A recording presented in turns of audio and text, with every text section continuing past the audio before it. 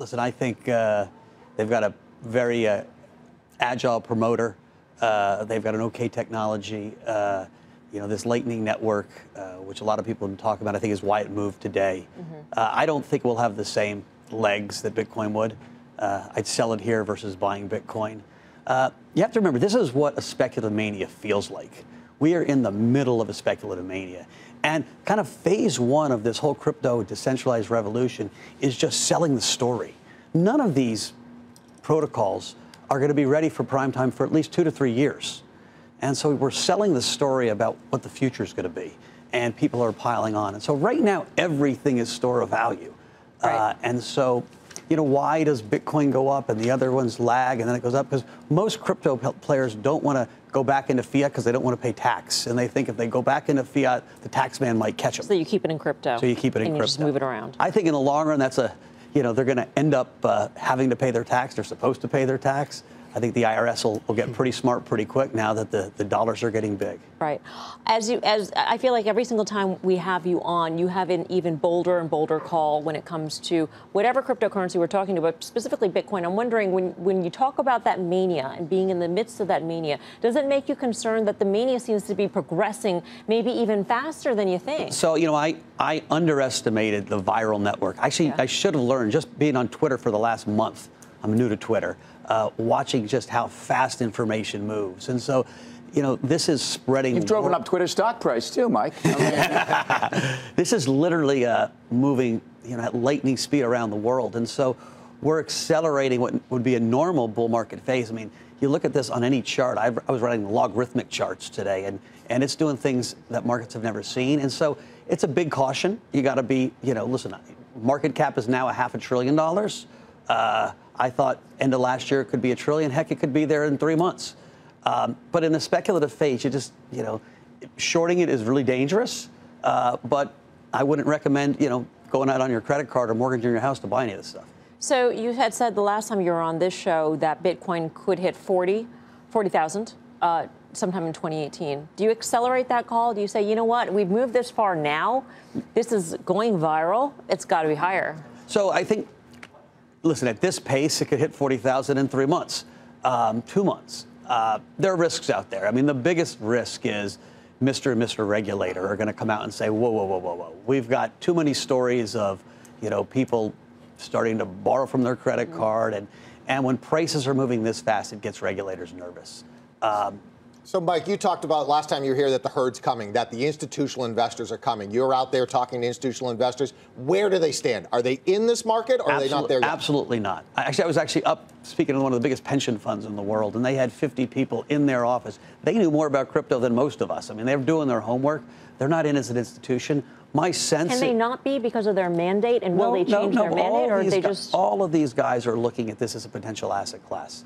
And I think— mark my words, when Goldman Sachs starts trading it, you're going to see the big pensions start coming in, right? So as more and more credibility comes, the futures was a big deal.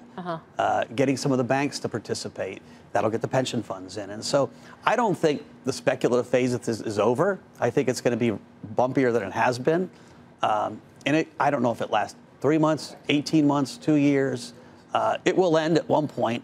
And the second chapter of this decentralized revolution will be when these actual protocols start working. So right now you're planning to launch your fund next year, early next year or so? End of the week. The end of the week? Yeah. Did you move that up? Really? No. We had, listen, launching a fund is always challenging. I wish we had launched it 3 months ago. Sure. Because it would have been much, much easier investing. And so at one point you just start. And so we're going to start, and we'll see from there. So I think I asked you this question last time, but what does your allocation look, given the runs that we've seen and everything that's gone on since the last time we spoke? So listen, I'm a trader at heart, and so sometimes I trade and I say I seem smart. Last time I think I told you I'd sold a bunch of Bitcoin at 10,000, 11,000, and didn't buy those back, and you can imagine how much that's cost.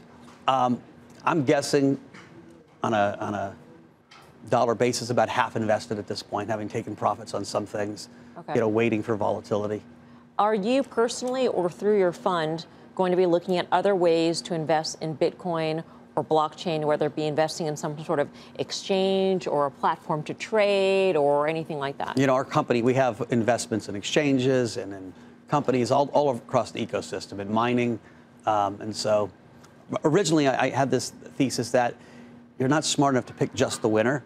And so spread your bets. And so I've spread my bets all over the table. Out of the investments or the types of investments that you have that are outside the actual cryptocurrency, what do you think could be the most disruptive at this point? And granted, a lot can change over the next couple of years. Well, listen, the best investments by a long shot have been these exchanges. The exchanges are printing money right now. And so, God, you wish you owned a big chunk of Coinbase or Bitfinex or any of these big exchanges. Mm-hmm. Do you think it's just going to be a race to the bottom in terms of the commissions? Because that seems like the next... You know, once you have a lot of exchanges and a lot of platforms, it's like the E-Trade, Ameritrade, Schwab sort of war that we've seen ongoing. You know, we're still early on in the building of this thing. The hard part is getting money from exchange to the exchange. And so we've looked at banks that are funding these exchanges, right? The traditional banks still haven't wanted to participate in the crypto space. That's partly reputational. That's partly protecting their own turf. We've been in a bull market for basically everything right now. I mean, stocks, crypto. Can Bitcoin go higher if stocks crash? I mean, if we see a major correction. Yeah, I think so. Because if you think about kind of total market cap of Bitcoin is still 2/3 of Apple. It's not enough that you're going to see the wealth effect shot. If Bitcoin was at $2 trillion market cap, then I think there'd be a lot of correlation, right? You're losing money in stocks, you better take profit in your Bitcoin. But you have a different investor base. Right, the crypto investor base, you're starting to get more and more crossover people, but the core crypto investor base, they're not looking at the S&P. They really aren't. They're looking at all their different coins, and so I think it's still a pretty uncorrelated asset.